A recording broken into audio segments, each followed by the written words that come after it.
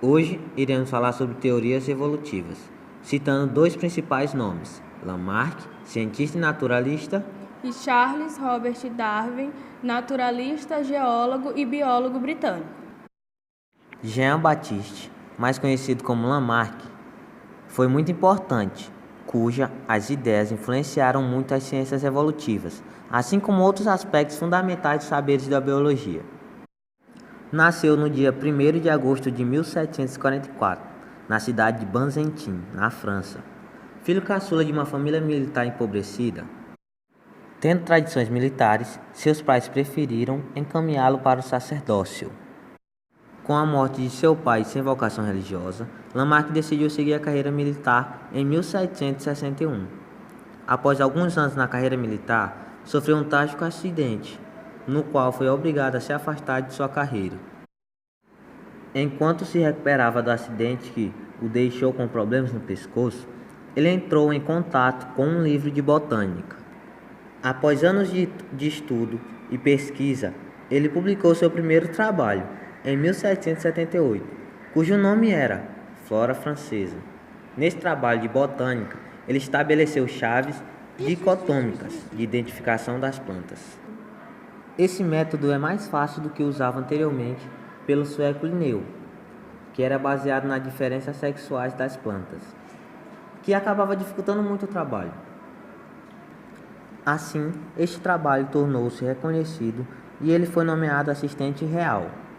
Por mais que ocorreu isso, ele vivia na pobreza, tendo que defender seu trabalho da ameaça de corte de custo na Assembleia Nacional até 1793. Depois, uma grande loucura aconteceu. Foi que Maria Antonieta e Luís XVI foram guilhotinados. Logo após essas ocorrências, Lamarck solicitou imediatamente a reorganização de tudo no jardim, que acabou virando um museu natural. Assim, ele foi nomeado como professor na área de História Natural dos insetos e vermes, e foi a partir daí que ele começou a estudar a fundo e até definir os seres como invertebrados, algo que ninguém tinha se importado em fazer antes.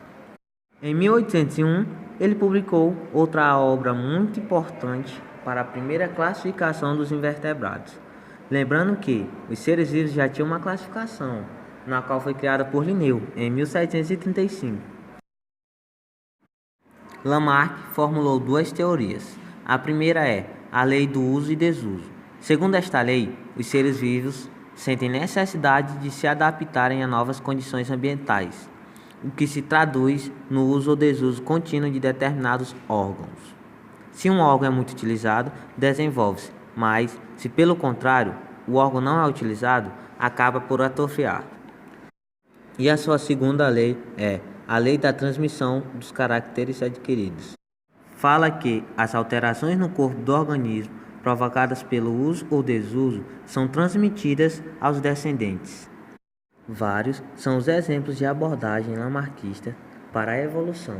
Um deles se refere às aves aquáticas, que se teriam tornado pernaltas devido ao esforço que faziam para esticar as pernas e assim evitar molhar as pernas durante a locomoção na água.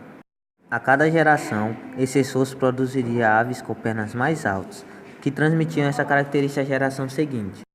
Bom, galerinha, apesar de tudo isso, ele morreu sem reconhecimento de suas ideias. Charles Robert Darwin nasceu no dia 12 de fevereiro de 1809. Desde pequeno, se interessou pela natureza e os fenômenos que nela ocorrem. Tornou-se bastante conhecido por sua contribuição no entendimento das espécies.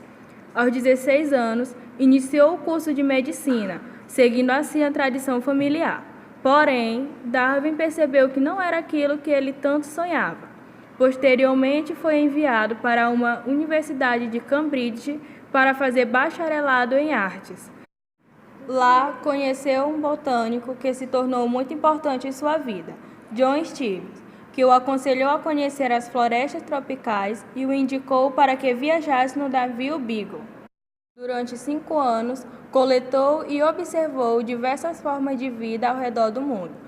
O naturalista também coletou fósseis e fez observações geológicas que mostraram a evolução que as espécies sofreram através do tempo. Leu vários trabalhos para formular suas ideias, entre o qual se destacou o trabalho de Thomas Malthus, que o fez perceber que existe uma luta constante dos seres vivos pela sobrevivência. Um dos pontos mais importantes da viagem de Darwin foi sua parada na ilha Galápagos. Lá, ele percebeu que cada ilha possuía um grupo de pássaros específico e que, provavelmente, essa diferença apresentava relação com as características do meio em que eles vivem. Essa análise foi importante para o entendimento do processo de seleção natural por ele proposto. Em 1858, Darwin recebeu uma carta de Alfred Russel Wallace. Essa carta impulsionou Darwin a escrever sua obra o mais rápido possível. No dia 24 de novembro de 1859, o livro A Origem das Espécies por meio da Seleção Natural foi publicado. Essa teoria foi logo aceita por grande parte da comunidade científica. A teoria da evolução proposta por Darwin tem como ideia básica a seleção natural, que ocorre pela necessidade de sobrevivência e adaptação das espécies ao ambiente. As pequenas variações casuais que aparecem nos organismos fazem com que suas probabilidades de sobrevivência e reprodução sejam distintas, ou seja, uma determinada característica, quando presente no organismo, pode fazer com que ele se adapte mais facilmente no ambiente e seja bem mais sucedido do que outro que não possua aquela característica. Dessa forma, o ambiente atua como selecionador das características mais favoráveis em detrimento de outras. Essas características favoráveis serão transmitidas aos seus descendentes. Na época em que Darwin formulou a teoria da seleção natural, não existiam estudos genéticos. Portanto, ele não soube explicar os mecanismos da transmissão das características hereditárias.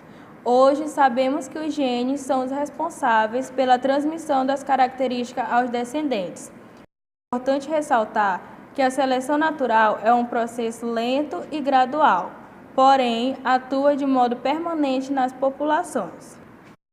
Bom, galerinha, se vocês gostaram, dá aquele like e se inscrevam no canal. Tanana! Tan, tan, tan.